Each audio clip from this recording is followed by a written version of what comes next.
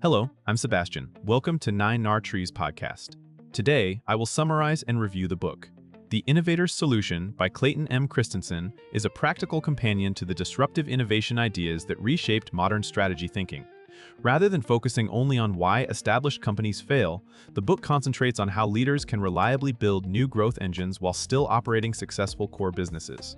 Christensen and his co-authors translate research on disruption into managerial choices, where to look for opportunities, how to shape offerings around real customer needs, and how to design organizations that can compete against different kinds of rivals. The book also addresses a recurring challenge in innovation work, separating signals from noise when markets are uncertain and data is incomplete. With a new foreword in this edition, the book remains relevant for executives, entrepreneurs, product managers, and investors navigating fast-moving technology shifts and changing consumer expectations.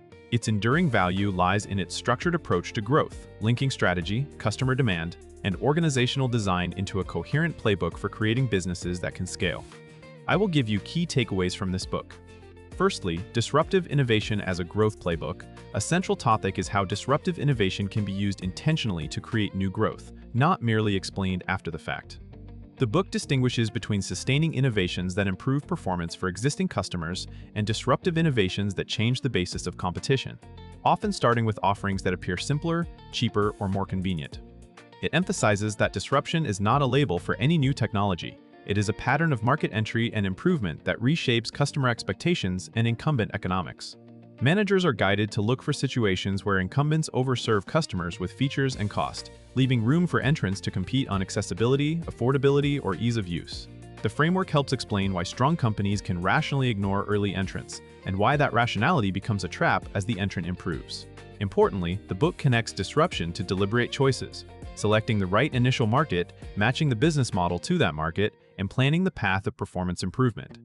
The result is a disciplined way to identify opportunities that can start small and later become meaningful, while avoiding the common mistake of forcing disruptive ideas into sustaining business structures. Secondly, jobs to be done and true demand discovery. The book is widely associated with the jobs to be done lens, a method for understanding demand by focusing on the progress people are trying to make in specific circumstances. Instead of segmenting customers only by demographics, product categories, or stated preferences, the approach asks why a person would choose a solution at a moment of need, what alternatives they consider, and what trade-offs matter. This topic matters because many innovation failures come from building better features for an assumed market rather than solving a real, recurring problem. The book encourages teams to study the context of purchase and use, including the functional task, emotional reassurance, and social dimensions involved in the decision. By clarifying the job, companies can define competition more accurately, sometimes discovering that the true rival is a workaround, habit, or non-consumption rather than a direct competitor. This perspective improves product design, positioning, and go-to-market choices because it ties them to outcomes customers will pay for. It also supports strategic clarity, helping leaders prioritize which innovations deserve investment and which are likely to remain incremental. Thirdly, business model innovation and the profit formula. Another major topic is that products alone rarely create durable growth. The business model must fit the targeted disruption and the customer's job. The book frames a business model as an integrated system that includes a value proposition, a profit formula, key resources, and key processes.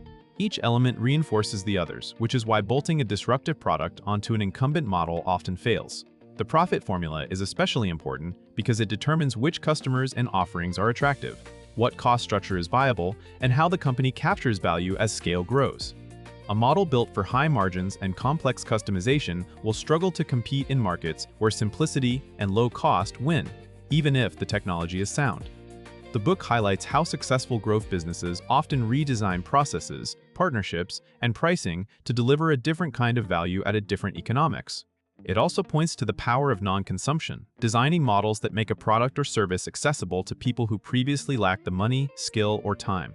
By treating the business model as the innovation, not just the offering, leaders gain more levers to create defensible, scalable growth. Fourthly, how to organize for innovation without smothering it. The book addresses the organizational challenge of building new growth ventures inside companies optimized for existing operations. It argues that innovative efforts often fail because the incumbent organization is designed to prioritize efficiency, predictability, and near-term financial performance. Disruptive opportunities, in contrast, require learning, iteration, and a tolerance for initially small markets. The guidance centers on matching the structure to the task. When an opportunity conflicts with existing processes, values, or profit expectations, it may need separation, different metrics, and leadership autonomy. Teams should be given the freedom to find a market, refine the value proposition, and develop capabilities without being judged by the standards of the core business.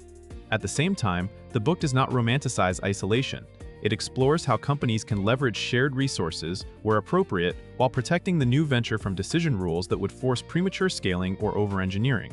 This topic is practical for leaders managing portfolios of innovation because it clarifies which constraints are healthy disciplines and which are structural blockers. The result is an operating model that supports exploration while preserving excellence in the core. Lastly, strategy under uncertainty and the discipline of discovery. A final theme is how to make sound strategic decisions when data is limited and the future is unpredictable. Disruptive growth rarely comes with clear forecasts, so the book encourages a shift from prediction to discovery. Rather than treating early plans as fixed commitments, leaders are urged to run structured experiments, learn from market feedback, and adjust assumptions quickly. This does not mean abandoning rigor. It means defining the right questions, identifying the critical uncertainties, and designing tests that reduce risk while preserving upside. The book helps managers recognize common traps, such as relying on existing customer feedback for markets that do not yet exist, or demanding large validated projections before approving small, learning-oriented investments. It also highlights how competitive dynamics can change as entrants move upmarket, and why responding effectively requires a clear view of the underlying business model clash. Over time, the discipline becomes a capability. Companies build repeatable methods for identifying jobs, aligning profit formulas, and scaling what works. For readers, this topic turns innovation from a one-time heroic effort into a manageable process, improving the odds of sustained growth across cycles of technological and market change. In conclusion, this book suits executives responsible for growth, product, and strategy leaders, founders building scalable ventures, and investors evaluating whether a company can defend its position as markets shift. It is also valuable for managers in mature industries who assume disruption is only a technology story because the framework focuses on market entry patterns, customer needs, and business model fit. Readers can benefit by gaining a repeatable way to spot opportunities where incumbents overserve customers, define demand through the job customers are trying to get done, and design offerings and profit formulas that can win on a different basis of competition. In practical terms, the ideas can improve how you prioritize innovation bets, structure teams, and measure progress when uncertainty is unavoidable. Compared with many strategy books that offer inspiring narratives without operational guidance, this one stands out for connecting theory to decisions, where to compete, how to build the model, and how to organize to learn and scale. It is worth buying because it provides a coherent system for creating and sustaining growth, helping readers avoid common missteps like forcing disruptive initiatives into sustaining metrics or mistaking any new technology for a disruptive strategy. If you would like to support Clayton M. Christensen, you can buy the book through the Amazon link I've provided in the podcast description. After reading the book, please let me know what you think and share your thoughts. See you around.